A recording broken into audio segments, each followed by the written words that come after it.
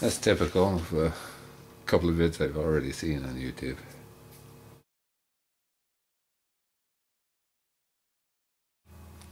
Okay, this one should be the end. Oh yeah, there's another. Almost got a cable in it too, though. Alright. There it is. And it's got a few different parts there. It looks like a gas cap cover in there. That's a fair size if it is. There's a tool there for the spark plug. Spark plug's in there. And some mounting brackets and a little bit of hose.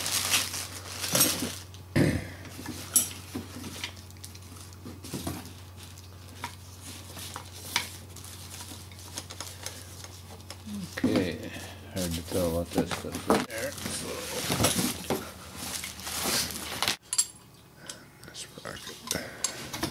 So, just to try to get in front of the camera for you guys to have a look. I was just looking at everything on it. But I think that should be in your view there. I was just remarking there were no cracks in the cases covers. I've seen some of those things cracked up here and there from getting banged on something hard on delivery. This thing looks totally and completely intact right out of the box. Nice and clean. Just like it looked in the photos on eBay. Alright, I can go back in there, set the bag.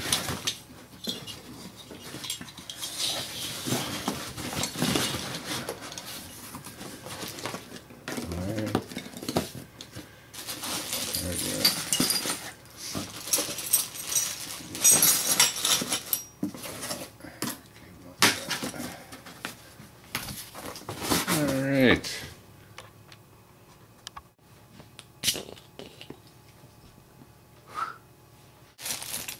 So we got a couple more mounting brackets here. Handlebar grips.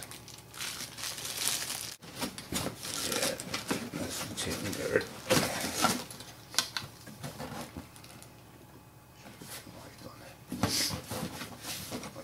Here's this derailleur. Or tensioner, I mean. It's a pretty solid bracket tensioner. Exhaust. Ooh yeah, sweet. Nice chrome.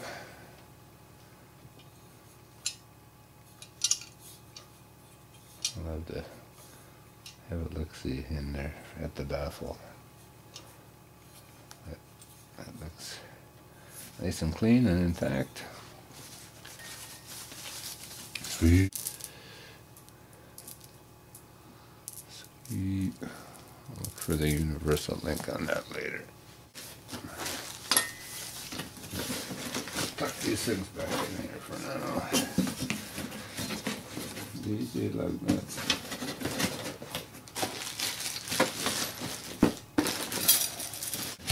Last but not least, the gas tank on.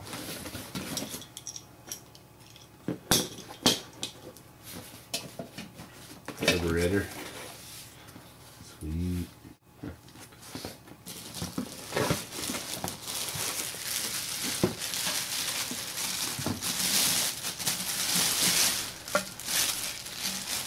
Half-gallon tank, I guess. Looks like we got a half-gallon.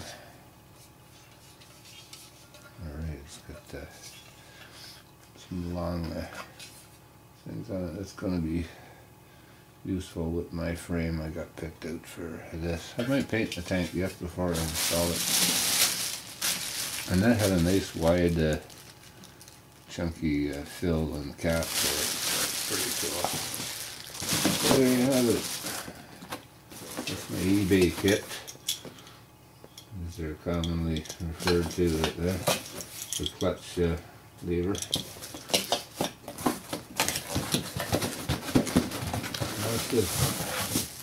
There it is now, see? That was tucked in between.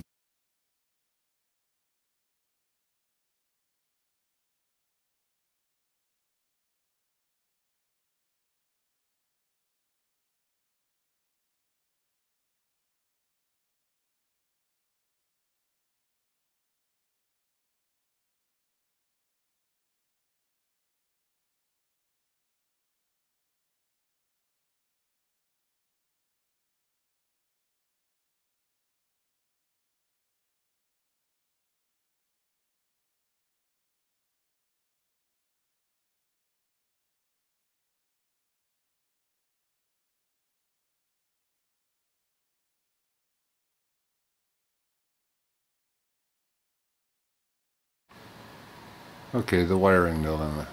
I didn't get any instructions at all with my bike kit. So it was interesting to see that they had these double connectors on both the black and the blue leads. And I had to check YouTube and some bike forums and look up as much information as I could about this wiring. So there seems to be two schools of thought on it. So basically you got 3 leads coming out of the motor, 2 coming out of the CDI, and these 2 coming down from your kill switch, the yellow and the green, or red and yellow and green. Now the green is often referred to as the black wire. So the one way of wiring this without grounding it to the bike is like I have it here, black from the motor to the CDI, and then you run the black in from the kill switch to that as well. This would explain the double connector. I don't know why they put a double on this one, because this is just blue to blue. So with your green, commonly referred to as black, hooked into, basically this is the engine ground. It's the ground wire from your CDI to the engine ground. So you're basically just running the kill switch ground into that ground instead of grounding it to the bike. And then you hook your red wire to the white wire, which has a current, but that creates a short circuit basically and stops the motor from working. The other way of wiring it, you still hook the black from the motor to the black from the CDI and the blue from the motor to the blue from the CDI, but you would then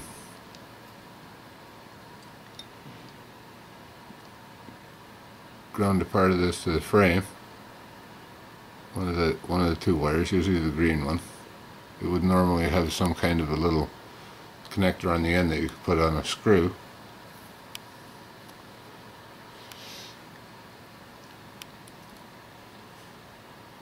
And then your yellow one would hook in, I believe they were saying, with the blues,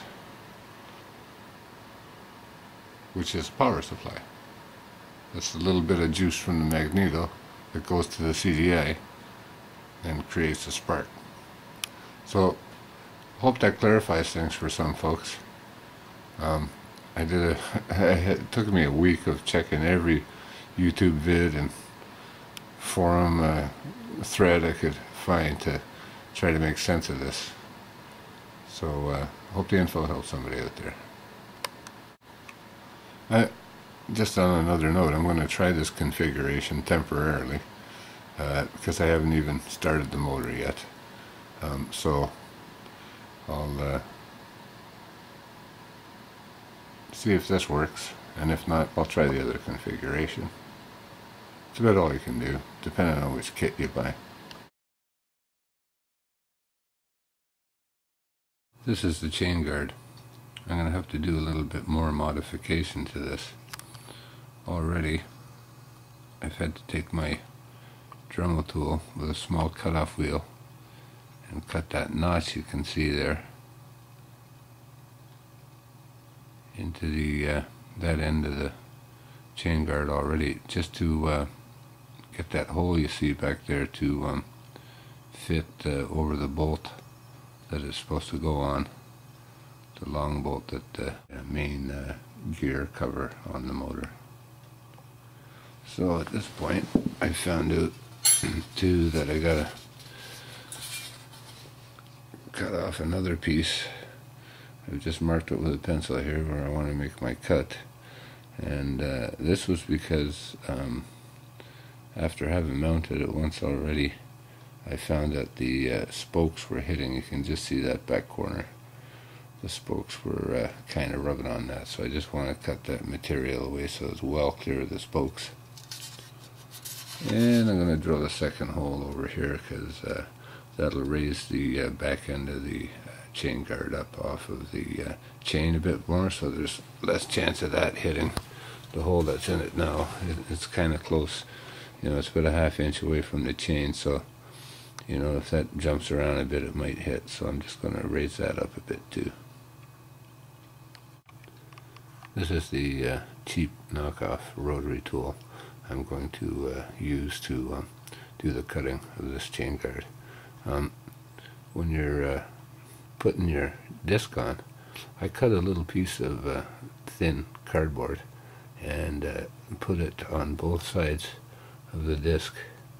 Maybe you can see that little bit of cardboard on that side better, as like washers, and I find that you get less of them disintegrate and stuff like that. The other trick is not to apply too much pressure, keep the thing on high speed, and let the little wheel do the cutting. These things work actually pretty good for cutting through metal.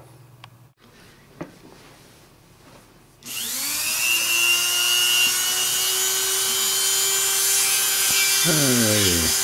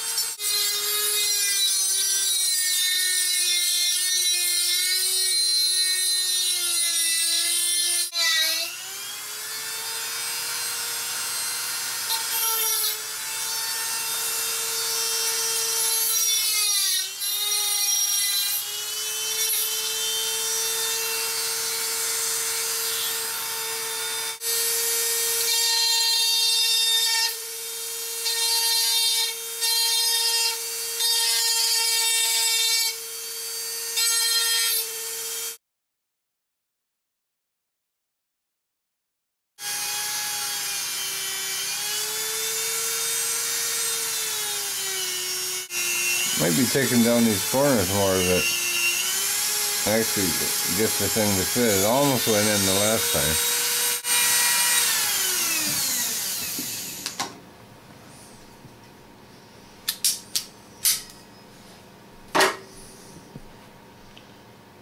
Yeah. That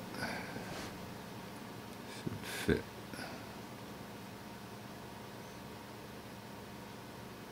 Smaller inside diameter to the bolt size, but larger outer diameter to the nut. What's the difference between metric and SAE?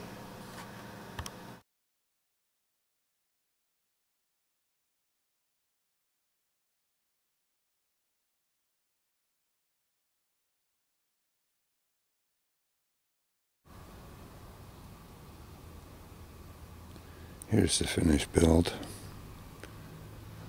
Haven't put any gas in it at all yet. Might do that here today. But just to show you, you saw the before photo. This is the completed project pretty much. The wiring right now is temporary.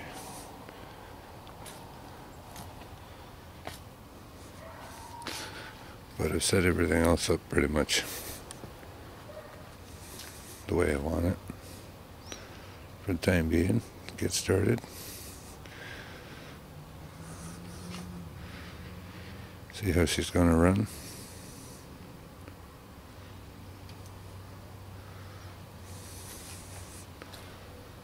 Some of the parts of the project were challenging.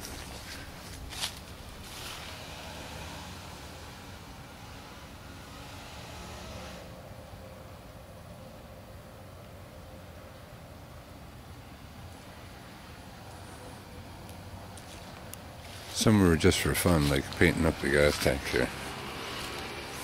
I had it just silver, and then I decided to have a little bit of fun and put a bit of blue on it.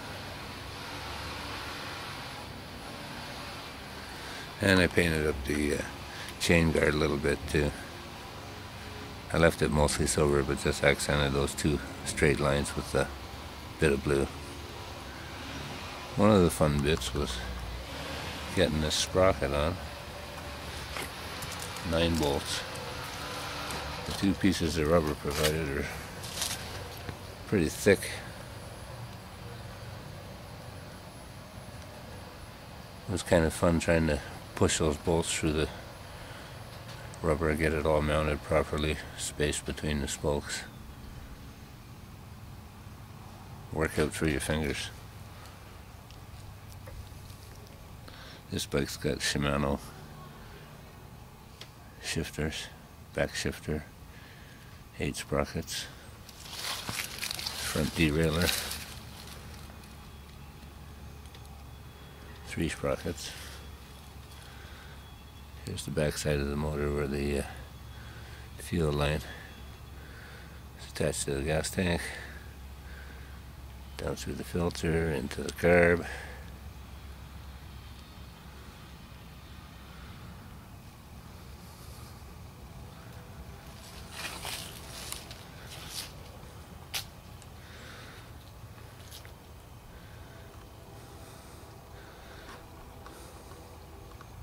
I added this headlight slash horn slash radio and a speedometer just for me.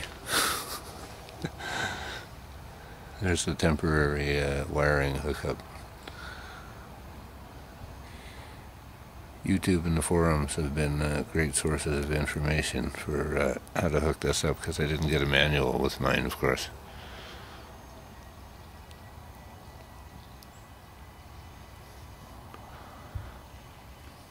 This kit has a lot of good parts provided, like even the bracket here for secondary support for the muffler was provided in the kit.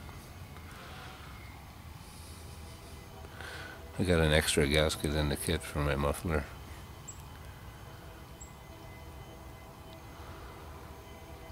This carburetor has a primer pump, throttle adjustment. I did hook my fuel filter up the wrong way around the first time, so thanks again to the guys on YouTube for straightening me out on that one. The seat has a post shock and springs, front shocks. I did have the CDI mounted much closer to the engine, so thanks again to the guys on YouTube for convincing me to move it further away. And when it comes to the cover for the magneto, I've siliconed up everything around the wiring there. Even that white heat shielding I've siliconed, and the bolt heads are siliconed.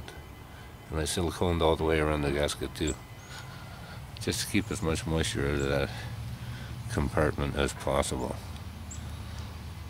I even removed the gear cover to be able to silicone all the way around that thing. Good advice from the folks on YouTube.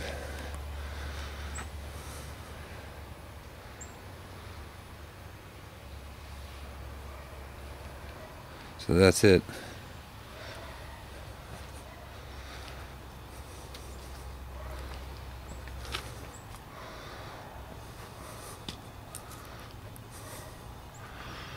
ROBOBIKE.